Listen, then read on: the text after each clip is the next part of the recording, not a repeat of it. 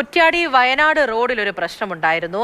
ഗതാഗത തടസ്സം ഉൾപ്പെടെയുള്ള കാര്യങ്ങൾ. പ്രശ്നം എന്താണെന്ന് വെച്ചാൽ കുറ്റ്യാടി വയനാട് റോഡിൽ വാളാംതോട്ടിൽ KSRTC ബസ് നടു റോഡിൽ കുടുങ്ങിയാണ് പ്രശ്നമുണ്ടായത്.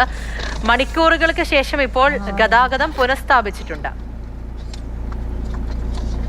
ഇംതിയാസ് കരീമാണ് വിവരങ്ങളുമായി ചേരുന്നത്. ഇംതിയാസ്, നടു റോഡിലാണല്ലേ ബസ് കുടുങ്ങിയത്?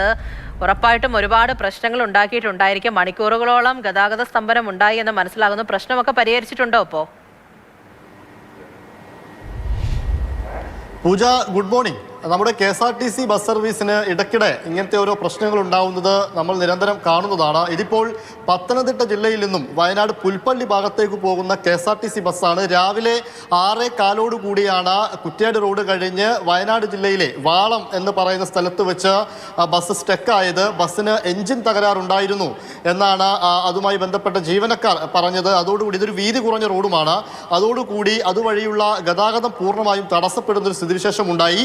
വയനാട് ഭാഗത്തേക്ക് കുറ്റ്യാടി വഴി വരുന്ന ബസ്സുകളടക്കം KSRTC ബസ്സുകൾ, മറ്റു KSRTC ബസ്സുകളും കുടുങ്ങുന്നൊരു സാഹചര്യമുണ്ടായി. ഈ ബസ്സിലാണെങ്കിൽ നിറയെ ആളുകളുണ്ടായിരുന്നു.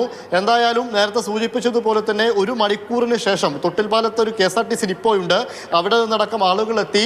1 മണിക്കൂറിന് ശേഷമാണ് ആ വാഹനം KSRTC നന്നാക്കിയെടുക്കാൻ പറ്റിയത്. അതിനുശേഷം ഗതാഗതം പുനഃസ്ഥാപിക്കുകയും ചെയ്തിട്ടുണ്ട്. ഈ റോഡ് വീതി കുറഞ്ഞ റോഡായതുകൊണ്ട് തന്നെ എപ്പോഴും വലിയ വാഹനത്തിരക്കുള്ള റോഡാണ്, വീതി കുറഞ്ഞ റോഡുമാണ്. എന്തായാലും ഗതാഗതം പുനഃസ്ഥാപിച്ചു എന്നുള്ളതാണ് കാര്യം. പൂജ.